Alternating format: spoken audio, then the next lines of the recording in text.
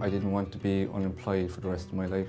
You know, I wanted a career, I wanted to work, I wanted to get up in the morning, be tired when I come home. The regularity of having work all the time, and then you wake up one morning and there's nothing to do.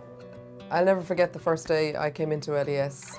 Kevin just, in his big embrace, took me under his wing, and I felt safe and I felt, okay, there's someone here who can help me. The Local Employment Service forms part of the Department of Social Protection's Employment Services. It's local, we're everywhere, and we deal with anyone who wants to get a job or get work. And don't think that you're too old or that you're too young just because you've left school, or if you've been looking after your kids for the last 20 years. There's something for you and we're here to help you. For me, it was coming in to the place after not being in work for so long. I thought to myself, sitting in the room that day with all these people that had, had finished school, had all these qualifications of various different jobs. It was a brand new world to me. I didn't actually know what to do. It was a bit of a shock to the system. And I found like-minded people here. They were able to give me their experiences to help me out. And then Sandra, Paula and the other members of staff here were able to set me on my way with how to do my CV, interviews, and the nightmare of the cover letter that you have to do with every CV that you send off to different jobs. Same again, please. That's it now, lads. Now you understand. You can't pass a ball if something's in the way.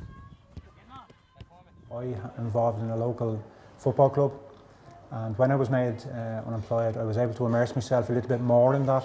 I didn't see that as a skill, I just seen that as something that's rewarding for me and helping out in the community. But they showed me how much of a skill that is, and you can take from that as well, and that an employer would actually see as a good thing and a good attribute towards a person. I did have a lot of skills of being a stay-at-home mother for 25 years. I had, sorting things out and kind of like listen to people, because when you've got 4 children, you have to listen to them all individually. Maura helped me apply for the CE scheme to do information officer up in the Centre for the Unemployed in Cardiff. And I have to say I'm really loving it. I really and truly am. You're okay there, yeah? And Peter, you're looking at that job, Peter? It was only through the network that I heard of a couple of job applications. I came to see Paula. She ran me through all the interview techniques. I hadn't done an interview for 25 years, and it was so enlightening. Oh my God. So that when I went the following day, on the Tuesday, for the interview, I was ready. And the day after, Carmel Fitzpatrick, the lady in charge of the Francis Town Centre, called me, says, Peter, we've a bit of bad news for you. We don't want to offer you the job as a cleaner. And again, deflation. Oh, it was so, but she says, would you be interested in doing the facilitator's job? Oh, absolutely brilliant. Oh, yeah, sure, no problem. I would love to do that, yeah. Because originally that was the one I was looking for. And a couple of days before I started work, I came back here to the girls and I brought them back a nice card and biscuits and boxes of chocolates, because that's all, they were my heroes. Get the knees right up and over. You get a bit worried when you hit a certain age that companies will bypass you because they're looking for youth and the rest of it. And Dublin Bus happens to be one of the companies that are looking for experienced, level-headed people, I suppose. The coaching helps a great deal because you have to deal with people all the time, and that's what I do. I deal with kids, I deal with the parents, I deal with the money side of it. Everything that I'm doing now in Dublin Bus. A year ago, I didn't do anything during the week. Now I look forward to Saturday morning to having a rest. When people lose their jobs, they're devastated. But look at what we're saying to you is, this could be an opportunity. You know, it's a chance for you to follow your dreams.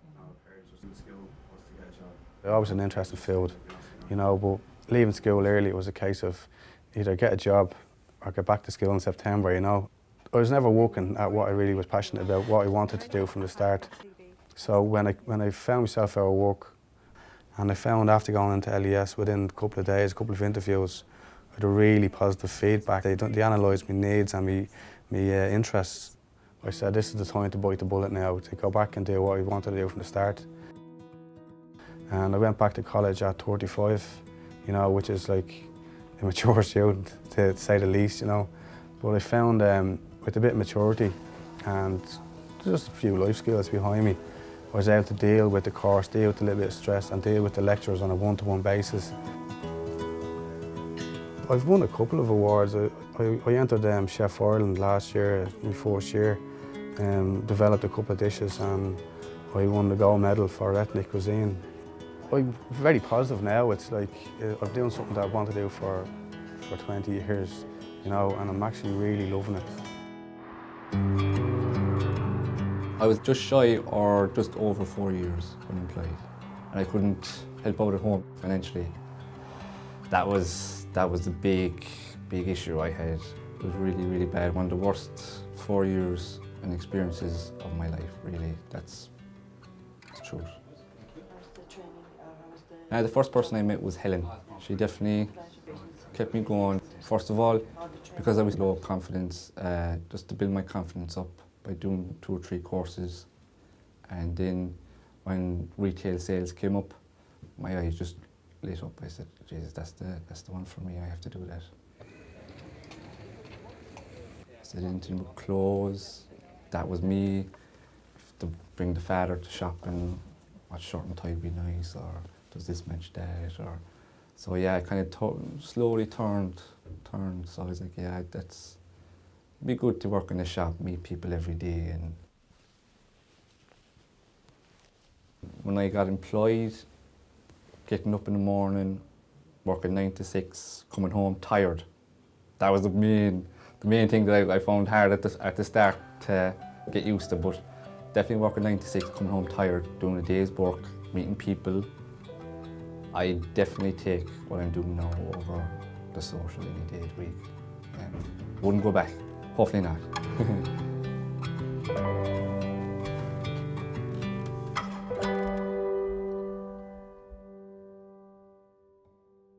In the local employment service, we offer guidance to people who maybe want to start their own business.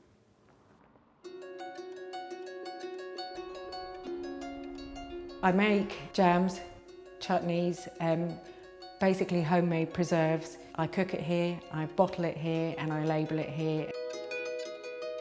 I run a language centre in Tralee called Greenview Language Centre. I'll never forget coming into LES for the first day. I had 20 quid in my pocket. I was living in a 1-bedroom flat down in Motherwell. Lots of energy, lots of ideas, but terrified of actually putting any of them in place. I did find the idea of starting my own business really daunting, but at the same time I was, full of hope that this could be a really excellent way forward for me. It's something that I love doing. Kevin, he was very non-judgmental and he just listened and he encouraged me just to follow my dream. He said, right, this is what you want to do. You want to start up this business, so let's start at the beginning. Who do you need to talk to? What money do you need? What grants do you need? There was a competitor downtown, Anne O'Keefe, who had a school of her own. We met at a networking event. We joined forces. We're employing 8 people. We have 4 part-time teachers teaching different languages. We have freelance interpreters working for us. We're now currently looking at buying a premises together. So, and that's moving on to the next stage. The business is going really well. It's picking up. I've had time now to establish my reputation. People know me and they know my products. Lots of local suppliers now are supplying my jams and my preserves.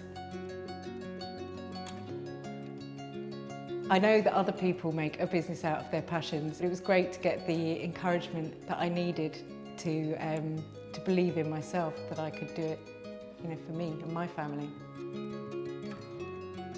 Once you have confidence in yourself, once you surround yourself with people who you trust, you can realise your dream.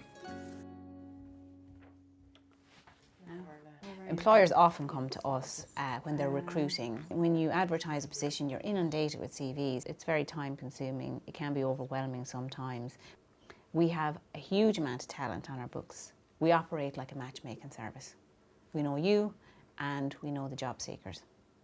They sifted through the candidates that they had on their books and came up with essentially the perfect candidate for me. I only had to carry out 2 interviews. We hired a perfect person.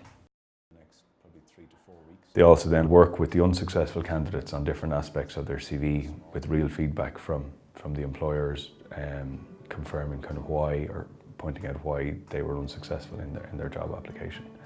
And that gives them a chance to kind of beef up their CV. Let's jog again. Be brave, go in, knock on the door, very welcoming. You need to do things like this. I know you're not used to it, sometimes it can be a bit embarrassing, you have to go in and meet loads of new people as well, but you'll find that there's other people in your position. And when you hear their experience as well, it makes you feel that you're not on your own and that there is hope.